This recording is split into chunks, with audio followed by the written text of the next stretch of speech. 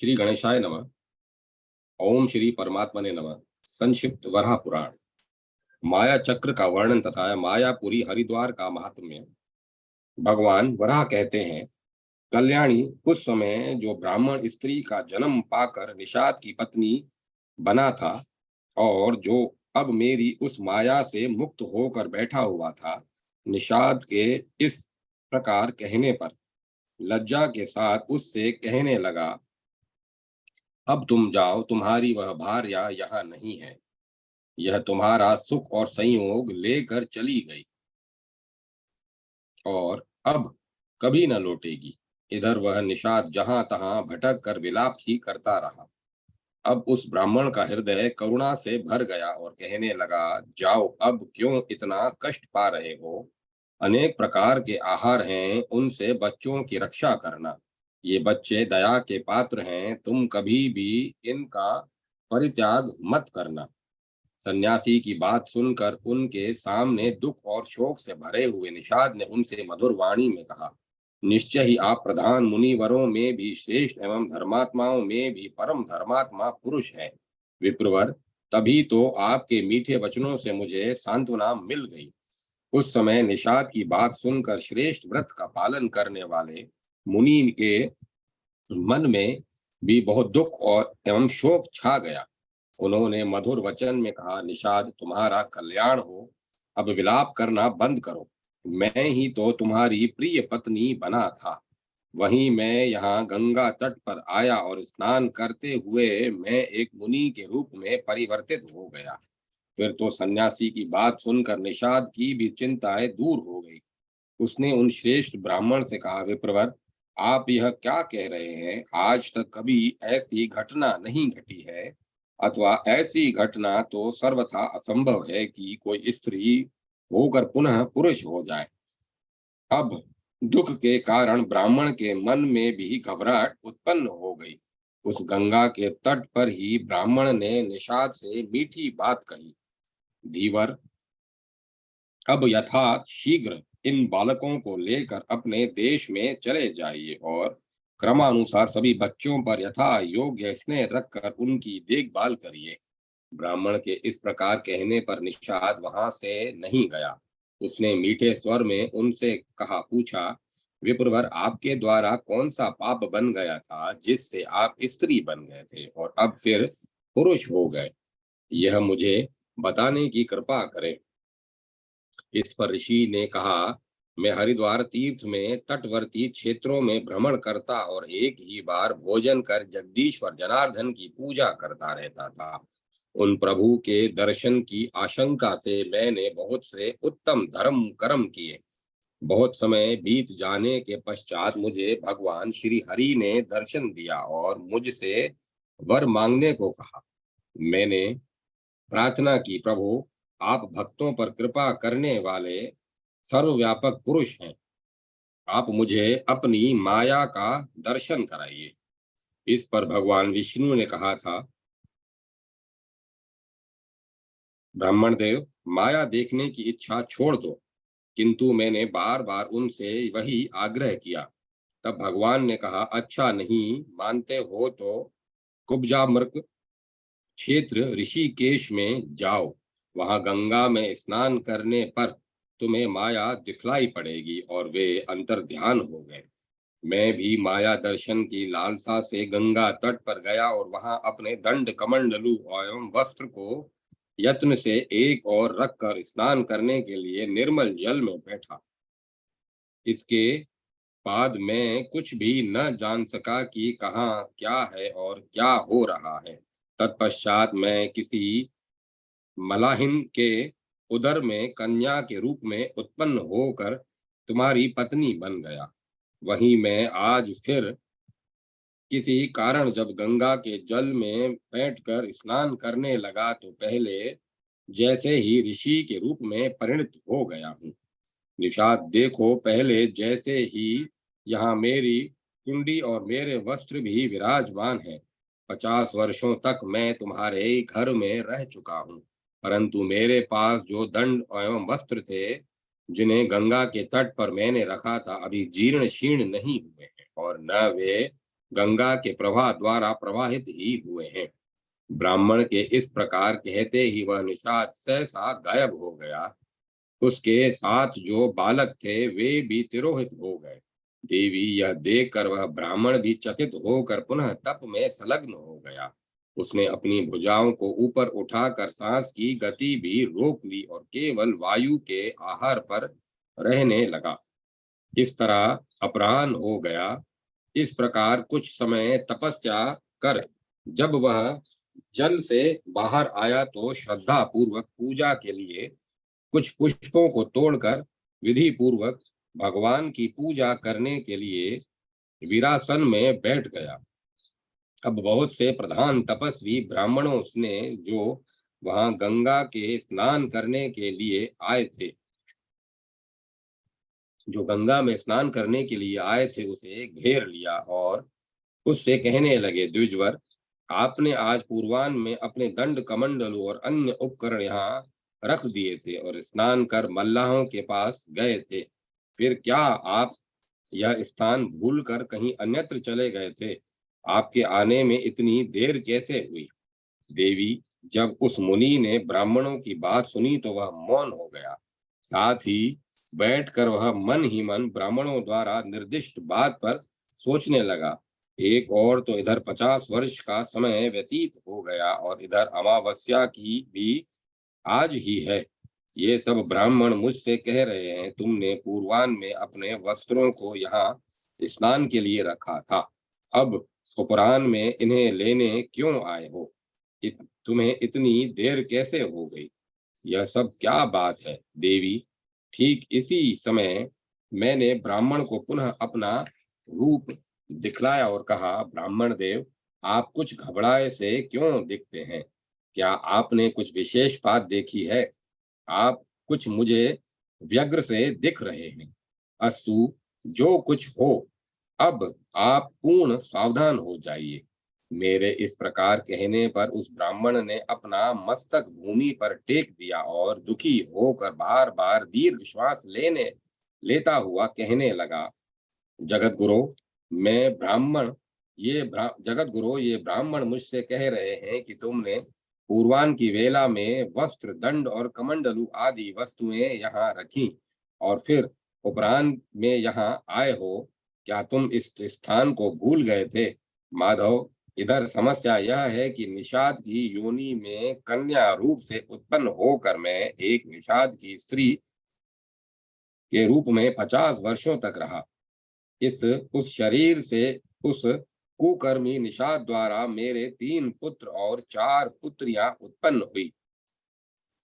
फिर एक दिन जब मैं गंगा में स्नान करने के लिए यहाँ आकर तट पर अपना वस्त्र रखकर निर्मल जल में स्नान करने लगा और डुबकी लगाई तो पुनः मुझे मुनियों द्वारा अभिलक्षित तपस्वी का रूप प्राप्त हो गया। माधव, मैं तो सदा आपकी सेवा में लगा रहता था, किंतु पता नहीं मेरे किस विकृत कर्म का ऐसा फल हो गया जिसके परिणाम स्वरूप मुझे निषाद के यहाँ नरक की यातना भोगनी पड़ी। मैंने तो केवल माया दर्शन का वर मांगा था, परंतु मेरे ध्यान में और कोई पाप नहीं आता जिसके फल स्वरूप आपने मुझे नरक में गिरा दिया। वसुंधरे, उस समय वह ब्राह्मण बड़ी करुणा के साथ मलिन करुणा के साथ ग्लानि प्रकट कर रहा था। इस पर मैंने उससे कहा, ब्राह्मण श्रेष्ठ, आप चिंता न करें। मैंने आपसे पहले ही कहा था कि ब्राह्मण देवता, आप मुझसे अन्य वर मांग लें, किंतु आपने मुझसे वर के रूप में माया दर्शन की ही याचना की। द्विजवर, आपने वैष्णवी माया देखने की इच्छा की थी, उसे ही तो देखा है। विप्रवर, दिन उपरांत 50 वर्ष और निषाद का घर, तत्वतः यह सब कहीं कुछ भी नहीं है। यह सब केवल वैष्णवी माया का ही प्रभाव है। आपने कोई भी अशुभ कर्म नहीं किया है। आश्चर्य में पड़कर आप तो पश्चाताप कर रहे हैं। वह सब भी माया के अतिरिक्त कुछ नहीं है। न तुम्हारे द्वारा किया हुआ अर्चन भ्रष्ट हुआ है, न तुम्हारी तपस्या ही नष्ट हुई है। द्विजवर, पूर्व जन्म में तुमने कुछ ऐसे कर्म अवश्य किए थे जिसके फल स्वरूप यह परिस्थिति तुम्हें प्राप्त हुई। हाँ, पूर्व जन्म में तुमने मेरे एक शुद्ध ब्राह्मण भक्त का अभिवादन नहीं किया था। यह उसी का फल है कि तुम्हें इस दुखपूर्ण प्रारब्ध का भोग भोगना पड़ा। मेरे शुद्ध भक्त मेरे ही स्वरूप हैं।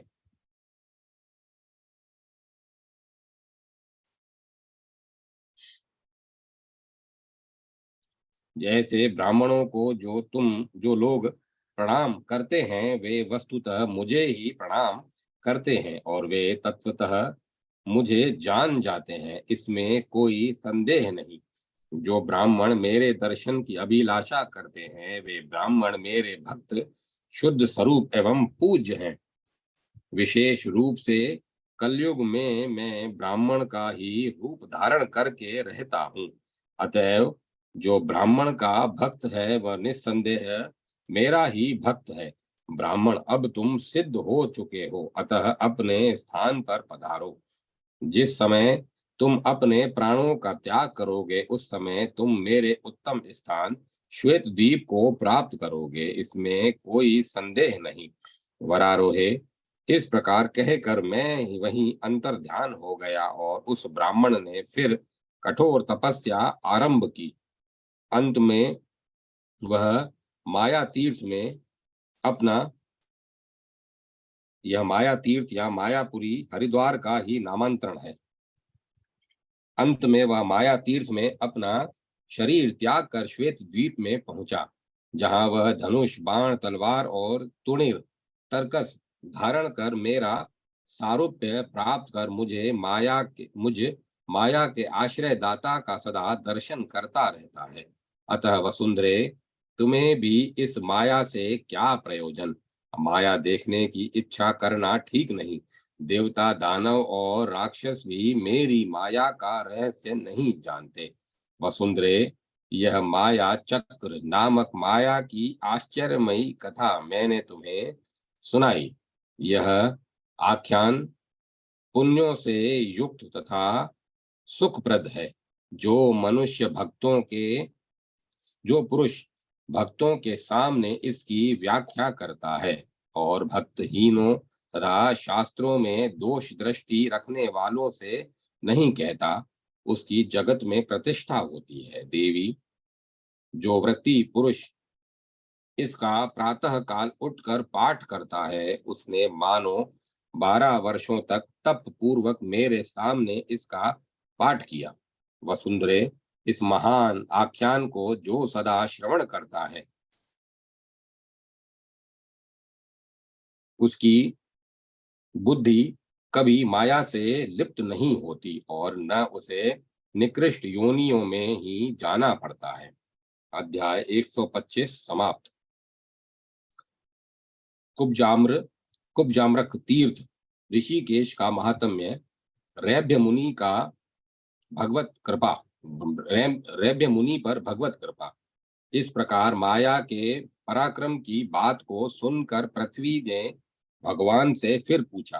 पृथ्वी बोली, भगवान, आपने जिस कुब्जाम्रक तीर्थ की चर्चा की, उसमें रहने तथा स्नान आदि करने से जो पुण्य होता है, आप अब उसे मुझे बताने की कृपा कीजिए।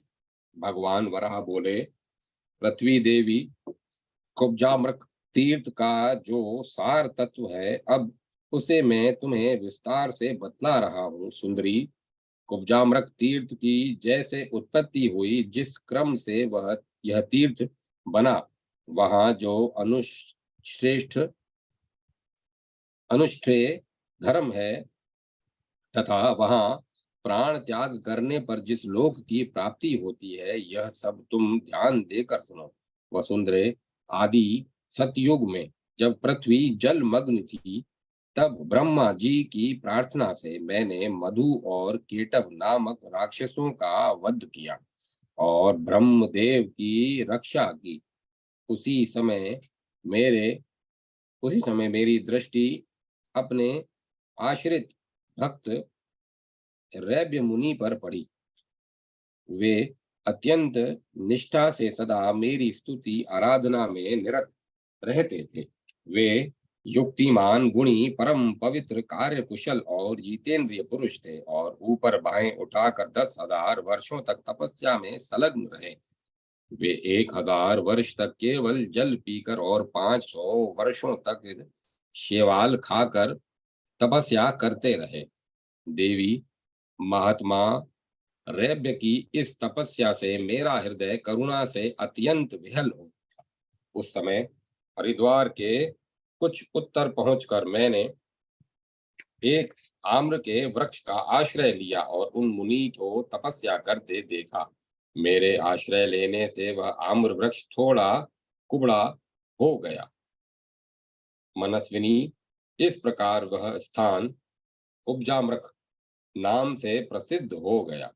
वहां पर स्वतः मरने वाला व्यक्ति भी मेरे लोक में ही रह जाता है। मैंने रैब मुनि को कुबड़े आम्र वृक्ष का रूप धारण कर दर्शन दिया था,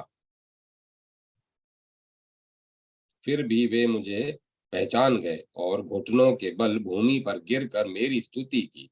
वसुंधरे, अपने व्रत में अडिंग रहने वाले उन मुनि को इस प्रकार अपनी स्तुति तथा प्रणाम करते देखकर मैंने प्रसन्न मन से उन्हें वर मांगने के लिए कहा। मेरी बात सुनकर उन तपस्वी ने मीठी वाणी से मैं कहा, भगवन, आप जगत के स्वामी हैं और याचना करने वालों की आशा पूर्ण करते हैं। भगवन मधुसूदन, यदि आप मुझ पर प्रसन्न हैं तो मैं यह चाहता हूं कि जब तक यह संसार रहे और अन्य लोक रहें, तब तक आपका यहाँ निवास हो और जनार्दन, जब तक आप यहाँ स्थित रहें तब तक आप में मेरी निष्ठा बनी रहे। प्रभु, यदि आप मुझ पर संतुष्ट हैं तो मेरा यह मनोरथ पूर्ण करने की कृपा कीजिए। वसुंधरे, उस समय ऋषिवर रैब्य की बात सुनकर पुनः मैंने कहा, ब्रह्म ऋषि, तुम ठीक, बहुत ठीक, ऐसा ही होगा। फिर उन ब्राह्मण ने बड़े हर्ष के साथ मुझसे कहा, प्रभु, आप इस प्रधान तीर्थ की महिमा भी बतलाने की कृपा करें और मैं उसे सुनूं। यही नहीं, इस क्षेत्र में अन्य भी जितने क्षेत्र हैं उनका भी आप महात्म्य बतलाएं। देवी, तब मैंने कहा, ब्राह्मण, तुम मुझसे जो पूछ रहे हो वह विषय तत्वपूर्ण तत्वपूर्वक सुनो। मेरा उपजाम्रक तीर्थ परम पवित्र स्थान है। इसका सेवन करने से सभी सुख सुलभ हो जाते हैं। यह उपजाम्रक तीर्थ कुमुद पुष्प की आकृति में स्थित है। यहाँ केवल स्नान करने से मानव स्वर्ग प्राप्त कर लेता है। कार्तिक, अघन एवं वैशाख मास के शुभ अवसर पर जो पुरुष यहाँ दुष्कर धर्मों का अनुष्ठान करता है, वह स्त्री, पुरुष अथवा नपुंसक ही क्यों न हो, अपने प्राणों का त्याग कर मेरे लोक को प्राप्त होता है। वसुंधरे, उपजाम्रक तीर्थ में जो दूसरा तीर्थ है उसे भी बतलाता हूँ, सुनो।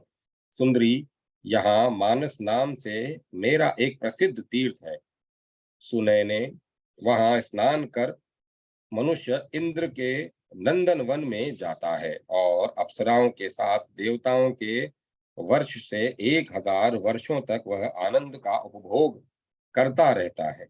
वसुंधरे, अब यहाँ के एक दूसरे तीर्थ का वर्णन करता हूँ, सुनो। वह स्थान माया तीर्थ के नाम से विख्यात है, जिसके प्रभाव से माया की जानकारी प्राप्त हो जाती है। उस तीर्थ में स्नान करने वाला पुरुष 10,000 वर्षों तक मेरी भक्ति में रत रहता है। यशस्विनी, माया तीर्थ में जो प्राण छोड़ता है, महान योगियों के समान वह मेरे लोक को प्राप्त होता है। देवी पृथ्वी, अब वहां का एक दूसरा तीर्थ बतलाता हूँ। उस तीर्थ का नाम है सर्वकामिक। उस तीर्थ का नाम सर्वकामिक है। वैशाख मास की द्वादशी तिथि के दिन जो कोई यहाँ स्नान करता है वह 15,000 वर्षों तक स्वर्ग में निवास करता है। यदि इस सर्वकामिक तीर्थ में वह प्राण त्याग करता है तो सभी आसक्तियों से मुक्त होकर मेरे लोक को प्राप्त होता है। सुलोचने, अब मैं पूर्ण मुख नामक तीर्थ की महिमा बतलाता हूँ जिसे कोई नहीं जानता। गंगा का जल इधर प्राय सर्वत्र शीतल रहता है, किंतु यहाँ जिस स्थान पर गंगा में गर्म जल मिले उसे ही पूर्ण तीर्थ समझना चाहिए। देवी, वहां स्नान करने वाला मनुष्य चंद्रलोक में प्रतिष्ठा पाता है और 15,000 वर्षों तक उसे चंद्र दर्शन का आनंद मिलता है। फिर जब वह स्वर्ग से नीचे गिरता है तो ब्राह्मण के घर उत्पन्न होता है और मेरा पवित्र भक्त कार्य कुशल और संपूर्ण धर्म एवं गुणों से संपन्न होता है और अगन महीने के शुक्ल पक्ष की द्वादशी तिथि के दिन प्राण त्याग कर वह मेरे लोक में पहुंचता है, जहां वह सदा मुझे चतुर्भुज रूप में प्रकाशित देखता है और तथा पुनः कभी जन्म और मृत्यु के चक्कर में नहीं पड़ता। वसुंधरे, मैं अब पुनः एक दूसरे तीर्थ का वर्णन करता हूँ। वहां वैशाख मास के शुक्ल पक्ष की द्वादशी के दिन तप तथा धर्म के अनुष्ठान के पश्चात अपने शरीर का त्याग करने वाला पुरुष मेरे लोक को प्राप्त करता है, जहाँ जन्म मृत्यु ग्लानि आसक्ति भय तथा अज्ञान जनित अभिनिवेश निवेश आदि से उसे किसी प्रकार का कलेश नहीं होता। अब मैं ऋषिकेश में ही स्थित एक दूसरे तीर्थ की बात बतलाता हूँ। वह करवीर नाम से प्रसिद्ध है एवं संपूर्ण लोगों को सुखी करने वाला है। शुभे, अब उसका चिन्ह भी बतलाता हूँ जिसकी सहायता से ज्ञानी पुरुष इसे पहचान सके। सुंदरी, माघ मास के शुक्ल पक्ष की द्वादशी तिथि के दिन मध्याह्न काल के समय इस करवीर तीर्थ में कनेर के फूल खिल जाते हैं। यह निश्चय है उस तीर्थ में स्नान करने वाला मनुष्य स्वतंत्रता पूर्वक सर्वत्र अव्याहत गमन करने में पूर्ण समर्थ हो जाता है। यदि माघ मास की द्वादशी तिथि के दिन उस क्षेत्र में किसी की मृत्यु हो जाती है तो उस ब्रह्म रुद्र और मेरे दर्शन का सौभाग्य प्राप्त होता है। वसुंधरे, अब एक दूसरे तीर्थ का प्रसंग सुनो। भद्रे, उस कुब्जामृत क्षेत्र का यह स्थान मुझे बहुत प्रिय है। इस स्थान का नाम पुंडरीक तीर्थ है जो महान फल देने की शक्ति वाला है। सुमुखी, उस तीर्थ का विशेष चिन्ह बतलाता हूँ, सुनो। सुंदरी, द्वादशी तिथि के दिन मध्याह्न काल में वहां रथ के चक्के की आकृति वाला एक कछुआ विचरण करता है। वसुमती, अब तुमसे उसके विषय में एक दूसरी बात बताता हूँ, उसे सुनो। सुंदरी, वहां आवागहन वहां अवगाहन करने पर पुंडरीक यज्ञ के अनुष्ठान का फल मिलता है। यदि वहां किसी की मृत्यु होती है तो उसे 10 पुंडरीक यज्ञों के अनुष्ठान का फल प्राप्त होता है। अब मैं कुब्जामृत ऋषिकेश में स्थित एक दूसरे अग्नि तीर्थ की बात बतलाता हूँ, उसे सुनो। देवी, द्वादशी तिथि के दिन पुण्यात्मा लोगों को ही इस तीर्थ की स्थिति ज्ञात होती है। कार्तिक अघन आषाढ़ एवं वैशाख मास के शुक्ल पक्ष की द्वादशी के दिन जो पुरुष उस तीर्थ में यत्न पूर्वक निवास करता है वह उस तीर्थ का रहस्य जान सकता है। वसुंधरे, उस तीर्थ का चिन्ह यह है कि हेमंत ऋतु में तो वहां का जल उष्ण रहता है, पर ग्रीष्म ऋतु में वह जल शीतल हो जाता है। महाभागे, इसी विचित्रता के कारण इस स्थान का नाम अग्नि तीर्थ पड़ गया है। देवी, अब एक दूसरे तीर्थ का परिचय देता हूँ, उसका नाम वाव्य तीर्थ है।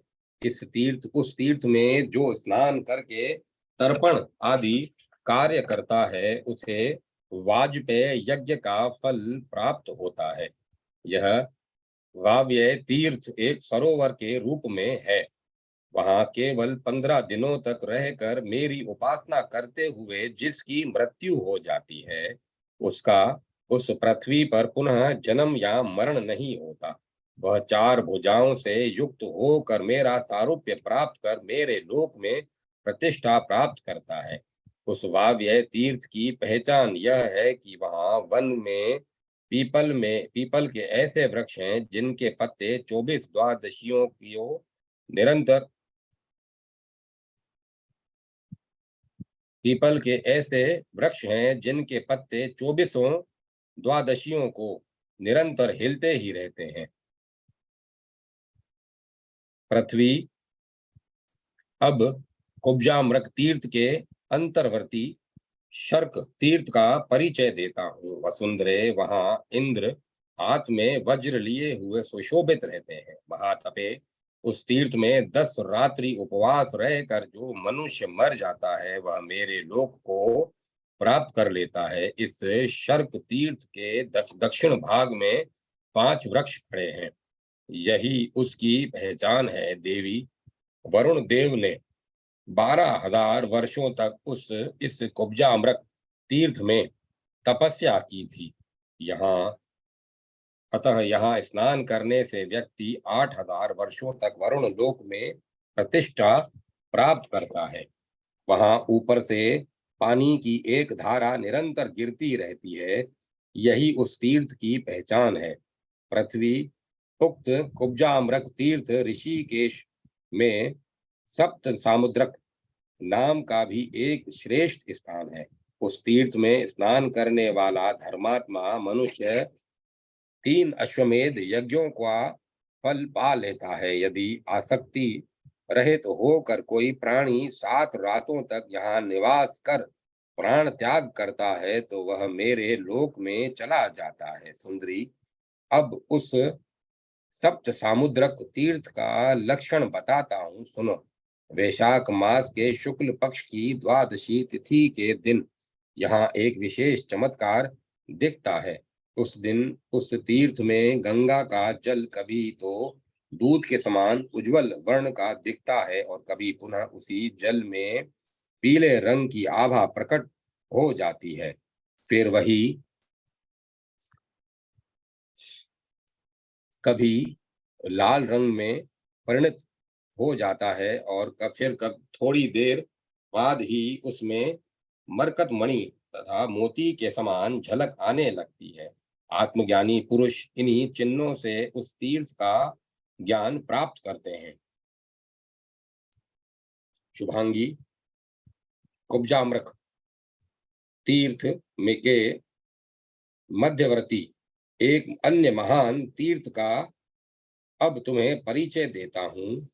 भगवान में भक्ति रखने वाले समस्त पुरुषों के प्रिय उस तीर्थ का नाम मानसर है। उसमें स्नान करने पर मानव को मानसरोवर में जाने का सौभाग्य प्राप्त होता है। वहां इंद्र, रुद्र एवं मरुदगण आदि संपूर्ण देवताओं का उसे दर्शन मिलता है। वसुंधरे, इस तीर्थ में यदि कोई मनुष्य 30 रात्रियों तक निवास कर मृत्यु को प्राप्त होता है तो वह संपूर्ण संगों से मुक्त होकर मेरे लोक को प्राप्त करता है। अब मानसर तीर्थ का स्वरूप बतलाता हूँ, जिससे मनुष्यों को उसकी पहचान हो जाए, जानकारी प्राप्त हो सके। वह तीर्थ 50 कोस के विस्तार में है। अब तुम्हें एक दूसरी बात बताता हूँ, उसे सुनो। यह कुब्जामृत तीर्थ में बहुत पहले एक महान अद्भुत घटना घट चुकी है। उसका प्रसंग यह है, जहाँ मेरे भोग की सामग्री रखी पड़ी रहती थी, वहीं एक सर्पणी निर्भय होकर निवास करती थी। वह अपनी इच्छा से चंदन माला आदि पूजन की वस्तुओं को खाया करती। इतने में ही एक दिन वहां एक नेवला आ गया और उसने स्वेच्छा स्वच्छंदता से आनंद करने वाली उस सर्पणी को देख लिया। अब उस नेवले और सर्पणी में भयंकर युद्ध छिड़ गया। उस दिन माघ मास की द्वादशी तिथि थी और दोपहर का समय था। यह संघर्ष मेरे उस मंदिर में ही पर्याप्त समय तक चलता रहा। अंत में सर्पणी ने नेवले को डस लिया। साथ ही विष दिग्ध नेवले ने भी उस सर्पणी को तुरंत मार गिराया। इस प्रकार वे दोनों आपस में लड़कर मर गए। अब वह नागिन प्राग प्राग्ञ ज्योतिषपुर आसम आसाम के राजा के यहाँ एक राजकुमारी के रूप में उत्पन्न हुई। इधर इसी उसी समय कौशल देश में उस नेवले का भी एक राजा के यहाँ जन्म हुआ। देवी वह राजकुमार रूपवान, गुणवान और संपूर्ण शास्त्रों का ज्ञाता तथा सभी कलाओं से युक्त था। दोनों अपने अपने घर सुखपूर्वक रहते हुए इस प्रकार बढ़ने लगे, जैसे शुक्ल पक्ष का चंद्रमा प्रति रात्रि बढ़ता दिखता है। वह एक कन्या वह कन्या यदि कहीं किसी नेवले को देख लेती तो तुरंत उसे मारने के लिए दौड़ पड़ती। इसी प्रकार इधर राजकुमार भी जब किसी नागिन या सापिन को देखता तो उसे मारने के लिए तुरंत उद्यत हो जाता। कुछ दिन बाद मेरी कृपा से कौशल देश के राजकुमार ने ही उस कन्या का पाणी ग्रहण किया और उसके बाद में वे दोनों लाक्षा एवं काष्ठ की तरह एक साथ रहने लगे। जान पड़ता था मानो इंद्र और शची नंदन वन में विहार कर रहे हों। वसुंधरे, इस प्रकार उस राजकुमार एवं राजकुमारी के परस्पर प्रेम पूर्वक रहते हुए पर्याप्त समय व्यतीत हो गए। वे दोनों उपवन में एक साथ आनंद पूर्वक इस प्रकार विहार करते मानो समुद्र और उसकी वेला तटी। इस प्रकार पूरे 77 वर्ष व्यतीत हो गए। मेरी माया से मोहित होने के कारण वे दोनों एक दूसरे को पहचान भी न सके। एक समय की बात है, वे दोनों ही उपवन में घूम रहे थे कि राजकुमार की दृष्टि एक सर्पणी पर पड़ी और वह उसे मारने के लिए तैयार हो गया। राजकुमार राजकुमारी के मना करते रहने पर भी वह अपने विचारों से विचलित न हुआ और उसने उस सर्पणी को मार ही डाला। अब राजकुमारी ने मन में प्रतिक्रिया स्वरूप भीषण रोष उत्पन्न हो गया, किंतु वह कुछ बोल न पाई। इधर उसी समय राजपुत्री के सामने बिल में एक नेवला निकला और भोजन के लिए किसी सर्प की खोज में इधर उधर घूमने लगा। राजकुमारी ने उसे देख लिया। यद्यपि नेवले का दर्शन शुभ सूचक है और वह नेवला केवल इधर उधर घूम रहा था, फिर भी क्रोध के वशीभूत होकर राजकुमारी उसे मारने लगी। राजकुमार ने उसे बहुत रोका, किंतु प्राग्ञ ज्योतिष नरेश की उस पुत्री ने शुभ दर्शन नेवले को मार ही डाला। वसुंधरे, अब राजकुमार को बड़ा क्रोध हुआ। उसने राजकुमारी से कहा, देवी, स्त्रियों के लिए पति सदा आदर का पात्र होता है और मैं तुम्हारा पति हूँ, किंतु तुमने मेरी बात को निष्ठुरता पूर्वक ठुकरा दिया।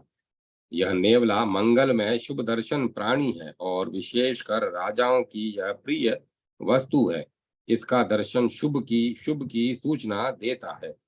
कहो, तुमने इस मंगल स्वरूप नेवले को मेरे मना करने पर भी क्यों मार डाला? वसुंधरे, इस पर प्राग ज्योतिष नरेश की यह कन्या कौशल नरेश के पुत्र से रोष भर कर कहने लगी कि मेरे बार बार रोकने पर भी आपने उस सर्पणी को मार डाला, अतएव मैंने भी सर्पों के मारने वाले इस नेवले को मार डाला। वसुंधरे राजकुमारी की इस बात को सुनकर कठोर शब्दों से डांटते हुए राजकुमार ने उससे कहा, भद्रे, सांप के दांत बड़े तीक्ष्ण तथा उसका विष बड़ा तीव्र होता है। उसे देखते ही लोग डर जाते हैं। यह दुष्ट प्राणी मनुष्य आदि को डस लेता है और उससे वे मर जाते हैं। अतः सबका अहित करने वाले एवं विष से भरे हुए इस जीव को मैंने मारा है। इधर प्रजा की रक्षा करना राजाओं का धर्म है। जो बुरे मार्ग पर चलते हैं उनकी उचित तथा कठोर दंडों द्वारा ताड़ना करना हमारा कर्तव्य है। जो निरपराध साधुओं एवं स्त्रियों को भी कलेश पहुंचाते हैं वे भी यथार्थ राजधर्म के अनुसार दंड के पात्र हैं। वह और वध के योग्य हैं। मुझे तो राजधर्मों का पालन करना ही चाहिए। पर मुझे तुम यह बताओ कि इस नेवले का क्या अपराध था। यह दर्शनीय एवं सुंदर रूप वाला है।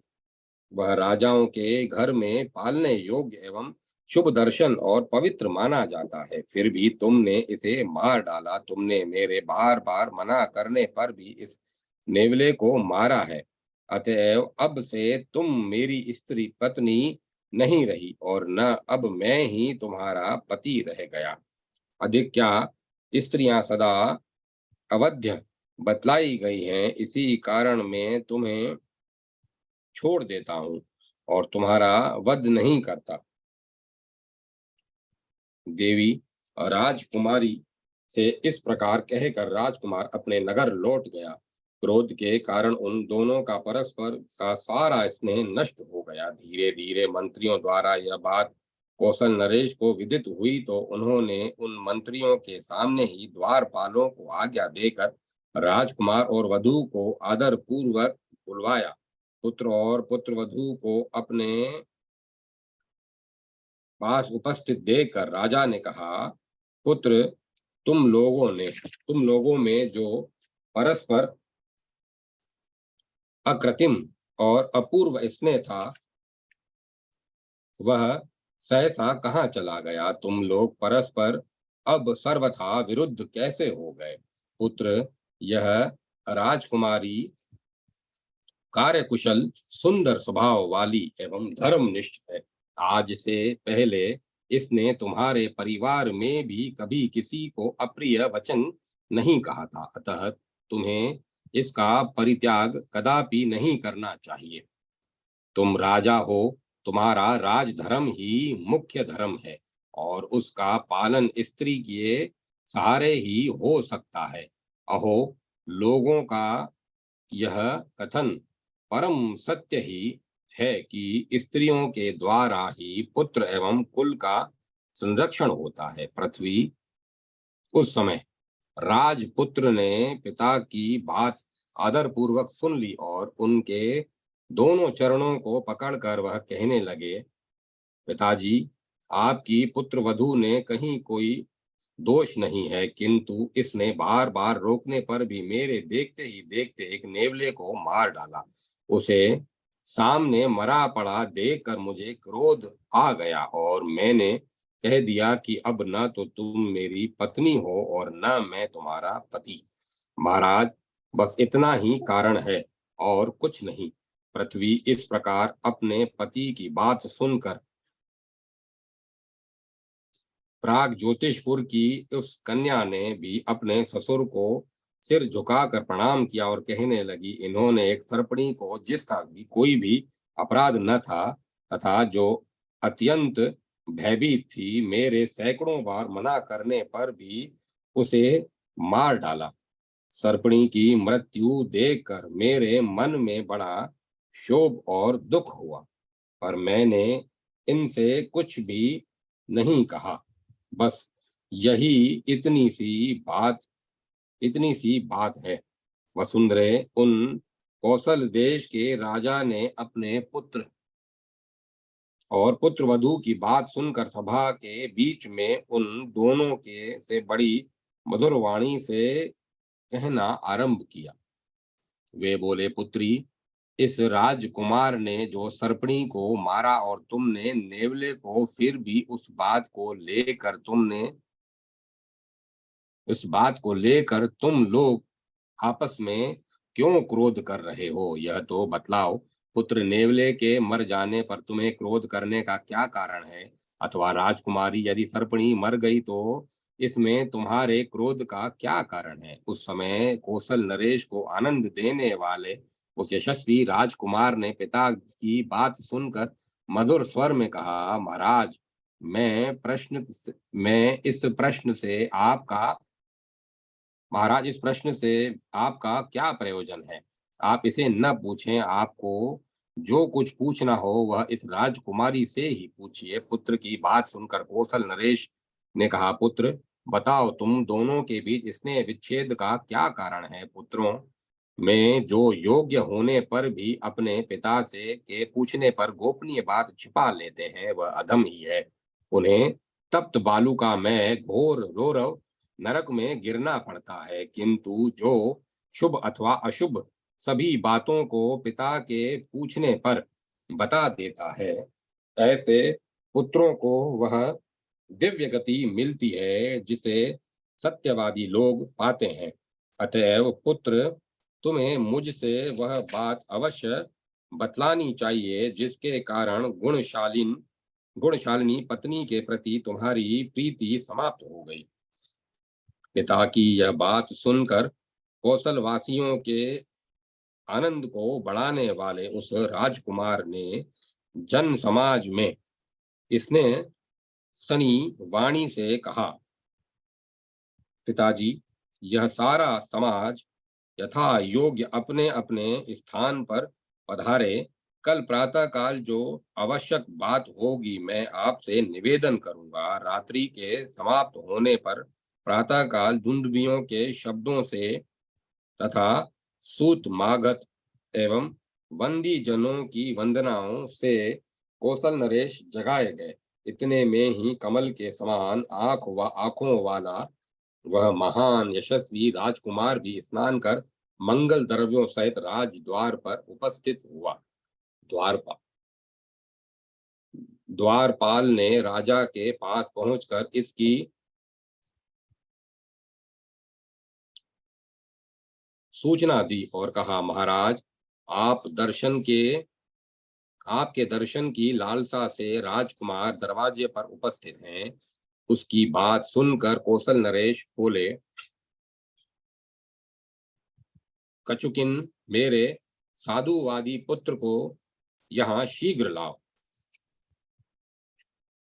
नरेश के ऐसा कहने पर उनकी आज्ञा अनुसार द्वारपाल ने राजकुमार का वहां प्रवेश करा दिया। विनीत एवं शुद्ध हृदय राजकुमार ने पिता के महल में जाकर उनके चरणों में सिर झुकाकर प्रणाम किया। पिता ने भी आनंद पूर्वक राजकुमार को जय जीव कहकर दीर्घजीवी होने का आशीर्वाद दिया और उन्होंने हंसकर पुत्र राजकुमार से कहा, शुभोदय, मैंने पहले तुमसे जो पूछा था वह बात बताओ। तब राजकुमार ने अपने पिता से कहा, महाराज, इसके बतलाने से किसी अच्छे फल की संभावना नहीं है। राजेंद्र, यदि आप इसे सुनने के लिए उत्सुक ही हैं तो मेरे साथ कुब्जा अमृत तीर्थ में चलने की कृपा करें। मैं इसे वहां चलकर आपको बतला दूंगा। सुनैने उस समय राजा ने पुत्र की बात सुनकर उससे प्रेम पूर्वक कहा, बेटा, बहुत ठीक। फिर जब राजकुमार वहां से चला गया तो राजा ने अपने उपस्थित मंत्रिमंडल से मीठे स्वर से में कहा, मंत्रियों, आप लोग मेरी निश्चित की हुई एक बात सुने। इस समय हम कुब्जा अमृत तीर्थ में जाना चाहते हैं। इसकी आप लोग शीघ्र शीघ्र व्यवस्था कर दें। शीघ्र गति, शीघ्र हाथी, घोड़े, रथ आदि जतवाएं घोड़े आदि रथ आदि जुतवाएं जाएं। उस समय राजा की बात सुनने के पश्चात मंत्रियों ने उत्तर दिया, महाराज, आप इन सब को तैयार ही समझें। इसके बाद बड़े पुत्र की अनुमति से राजा ने अपने छोटे पुत्र को राज्य पर अभिषिक्त कर दिया और राजधानी से चलकर संपूर्ण द्रव्यों तथा अंतःपुर की स्त्रियों के साथ वे लोग बहुत दिनों के बाद कुब्जा अमृत नामक तीर्थ में पहुंचे। वहां पहुंचकर उन्होंने एक तीर्थ के नियमों का पालन करते हुए अन्न, वस्त्र, स्वर्ण, गौ, हाथी, घोड़े और पृथ्वी आदि बहुत से दान किए। इस प्रकार बहुत दिन व्यतीत हो जाने पर एक दिन राजा ने राजकुमार से पूछा, वत्स, अब वह गोपनीय बात बताओ, तुमने कुलशील और गुणों से संपन्न मेरी इस निर्दोष सुंदरी पुत्र वधू का क्यों परित्याग कर दिया। इस पर राजकुमार ने कहा, इस समय आप शयन करें, प्रातः काल यह सब बातें मैं आपको बतला दूंगा। रात बीत जाने के बाद प्रातः काल सूर्योदय होने पर राजकुमार ने गंगा में स्नान कर रेशमी वस्त्र धारण करके विधि पूर्वक मेरी पूजा की। तत्पश्चात उस गुरु वत्सल राजकुमार ने पिता की प्रदक्षिणा कर यह वचन कहा, पिताजी, आइए हम लोग वहां चलें जहां कि आप गोपनीय बातें पूछ रहे हैं। इसके बाद राजा, राजकुमार और कमल के समान नेत्रों वाली वह राजकुमारी कभी उस निर्माल्य कूट के पास पहुंचे जहां वह पुरानी घटना घटी थी। राजकुमार उस स्थान पर पहुंचकर अपने पिता के दोनों चरणों को पकड़कर कहने लगा, महाराज, पूर्व जन्म में मैं एक नेवला था और यहीं से थोड़ी ही दूर पर एक केले के वृक्ष के नीचे मेरा निवास था। एक दिन काल के चुंगल में फंसकर मैं इस निर्माल्य कूट में चला आया। यहाँ सुगंधित द्रव्यों एवं विविध पुष्पों को आती हुई एक भयंकर विष वाली सर्पणी विचर रही थी। उसे देखकर मुझे क्रोध आया और फिर सहसा मैंने उस पर आक्रमण कर दिया। ब्राह्मण, इस प्रकार उसके साथ मेरा भयंकर युद्ध आरंभ हो गया। उस दिन माघ मास की द्वादशी तिथि थी। किसी ने भी हम लोगों को नहीं देखा। उस समय यद्यपि मैं युद्ध करते हुए अपने शरीर की रक्षा पर भी ध्यान रखता था, फिर भी उस सर्पणी ने मेरी नाक के छिद्र में डस लिया। इस प्रकार विषदिग्ध होने पर भी मैंने उस सर्पणी को मार ही डाला, अतः हम दोनों की मृत्यु हो गई। इसके बाद मैं आप कौशल देश राजा के घर में एक राजपुत्र के रूप में उत्पन्न हुआ। राजन, यही कारण है कि क्रोधवश मैंने उस सर्पणी को मार डाला था। राजकुमार की बात समाप्त होते ही राजकुमारी भी कहने लगी, महाराज, मैं ही पूर्व जन्म में इस निर्माल्यकूट क्षेत्र में रहने वाली वह सर्पणी थी। उस लड़ाई में मार कर जो उस लड़ाई में मरकर मैं प्राग ज्योतिष नरेश के यहाँ कन्या के रूप में उत्पन्न होकर आपकी पुत्रवधु हुई। राजन, मेरी मृत्यु के कारणभूत प्राप्तन तमोमय संस्कारों की स्मृति मेरे जीवात्मा पर बनी थी, अतः मैंने भी उस नेवले को मार डाला। प्रभो, यही वह गोपनीय रहस्य है। वसुंधरे, इस प्रकार पुत्र वधु और पुत्र की बात सुनकर राजा सर्वथा निर्विण हो गए और वे वहां से पुनः माया तीर्थ में चले गए और वहीं उनके जीवन का अंत हुआ। उस राजकुमारी तथा राजकुमार ने भी पुंडरिक तीर्थ में पहुंचकर मन का निग्रह कर प्राणों का परित्याग किया और वे उस श्रेष्ठ स्थान पर पहुंच गए जहां भगवान जनार्दन सदा विराजमान रहते हैं। इस प्रकार राजा, राजकुमार और यशस्विनी राजकुमारी कठिन तप के द्वारा कर्म बंधन को विच्छिन्न कर श्वेत द्वीप में पहुंचे और उनका सारा परिवार भी महान पुण्य के द्वारा परम सिद्धि को प्राप्त कर श्वेत द्वीप पहुंच गया। देवी, यह मैंने तुमसे कुब्जा अमृत तीर्थ की महिमा बतलाई। इसका वर्णन मैंने उन ब्राह्मण शेव्य श्रेष्ठ रैब्य से भी किया था।